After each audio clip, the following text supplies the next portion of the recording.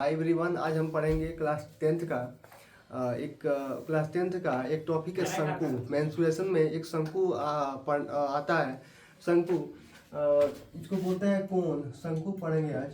शंकु इसको बोलते हैं कोन, ठीक है ना। तो इसके बारे में आज पढ़ेंगे क्योंकि इससे हर बार जब टेंथ का एग्जाम होता है बिहार बोर्ड में या उत्तर प्रदेश बोर्ड में, तो इसमें शंकु के बारे में शंकु होता है, बेलन होता है, मेंसुरेशन में गोला होता है, वृत्त होता है, ठीक है ना, अर्धगोला होता है। तो इन सब के बारे में बताऊंगा, लेकिन आज के इस सेशन में शंकु के बारे में बताऊंगा। शंकु क्या होता है, शंकु का पृष्ठ क्षेत्रफल क्या होता है, शंकु का वक्र पृष्ठ क्षेत्रफल क्या होता है, शंकु का आयतन क्या होता है, शंकु के आधार का क्षेत्रफल क्या होता है, शंकु के आधार की परिधि क्या होती है। तो इन सब विषयों पर चर्चा करेंगे। तो सबसे पहले मैं एक शंकु का फिगर ड्रॉ करता हूँ। शंकु का फिगर ड्रॉ कर लेते हैं हम लोग। तो ये हो गया हमारा शंकु का एक फिगर, ठीक है ना। इसमें जो लाइन है, टेढ़ी लाइन है, तो इसको हम बोलेंगे यल, यानी तिर्यक ऊंचाई। टेढ़ी लाइन है तो क्या है, तिर्यक ऊंचाई है, तिर्यक ऊंचाई है, तिर्यक ऊंचाई है। और इसमें हमारा ये रहा त्रिज्या यानी कि आर, इसको बोलते हैं त्रिज्या यानी कि रेडियस, ठीक है ना। और इसमें जो ये वाला हिस्सा है हमारा, तो क्या है, हाइट है, शंकु का हाइट है।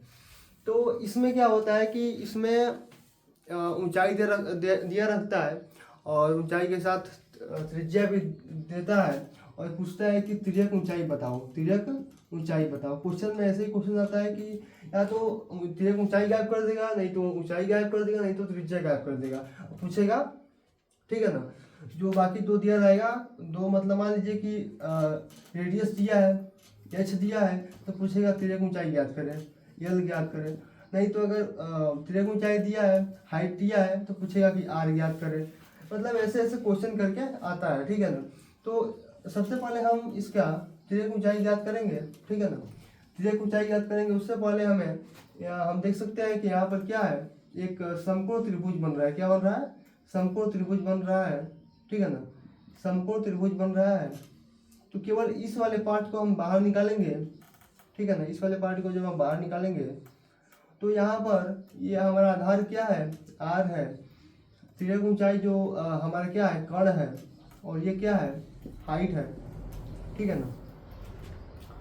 तो पाइथागोरस प्रमेय कहता है, पाइथागोरस प्रमेय, पाइथागोरस प्रमेय, पाइथागोरस प्रमेय, ठीक है ना। पाइथागोरस प्रमेय क्या होता है, इसमें क्या होता है, कर्ण का स्क्वायर होता है इक्वल टू लंब का स्क्वायर प्लस आधार का स्क्वायर होता है। तो मैं यहाँ पर फॉर्मूला लिखूंगा, कर्ण का स्क्वायर बराबर लंब का स्क्वायर प्लस आधार का स्क्वायर।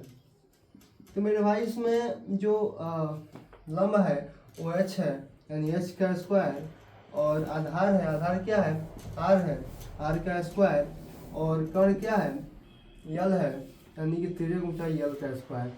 तो बस यही हमारा क्या है, तिर्यक ऊंचाई का फार्मूला है। थोड़ा और शॉर्ट करें इसको, तो यल इक्वल टू रूट में H square plus R square, ये हमारा क्या है, तिर्यक ऊंचाई का फार्मूला है।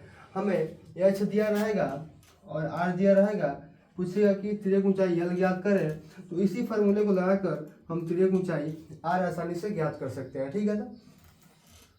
उसके बाद देखेंगे तो शंकु का आधार का क्षेत्रफल क्या होता है पूछ देगा, ठीक है ना। तो इसमें क्या होता है कि इसमें दिया रहेगा कि एक शंकु के त्रिज्या 7 है, 7 सेंटीमीटर या 7 मीटर है, तो इसके आधार का क्षेत्रफल ज्ञात करें, ठीक है ना। ऐसे क्वेश्चन दिया रहता है।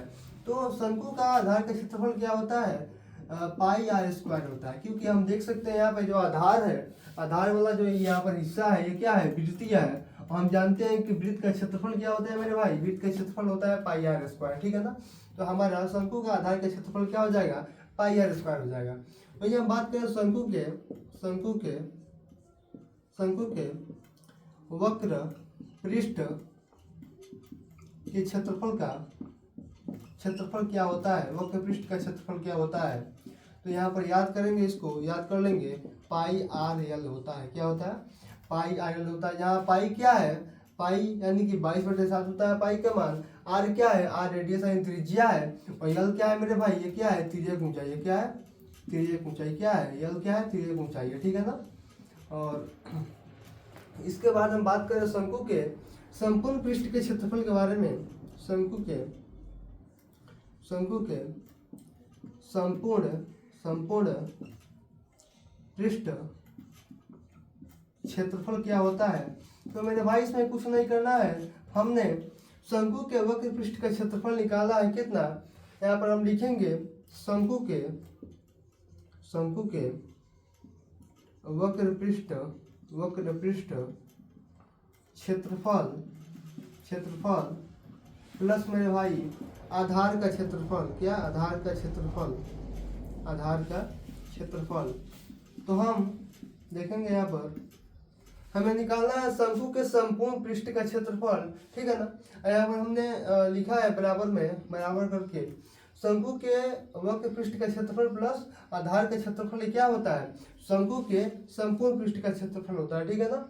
तो शंकु के वक्र पृष्ठ का क्षेत्रफल हमने निकाल रखा है। कितना होता है, पाई आर एल होता है, पाई आर एल होता है। प्लस का साइन है, यहाँ पर हम भी प्लस कर दिए। आधार का क्षेत्रफल क्या होता है, आधार का क्षेत्रफल होता है क्या, पाई आर स्क्वायर।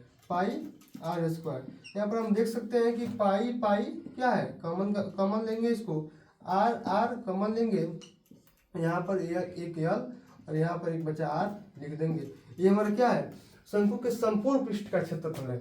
वही हम बात करें शंकु के आयतन के बारे में। शंकु के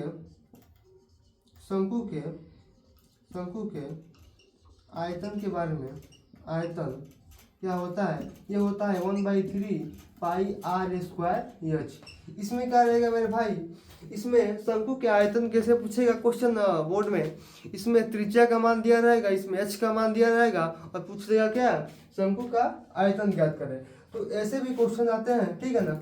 तो आज हो गया शंकु के बारे में हमने बता दिया, और अगली क्लास में, अगली जो सेशन चलेगा हमारा, उसमें हम बताएंगे बेलन के बारे में बताएंगे। ठीक है ना। बेलन के, उसके बाद वृत्त के बारे में, फिर गोला के बारे में। ठीक है ना। ऐसे अर्धगोला, अर्धवृत्त ऐसे बताएंगे। चलिए, तो आज तक इतना ही, मिलते हैं अगले सेशन में। Bye bye.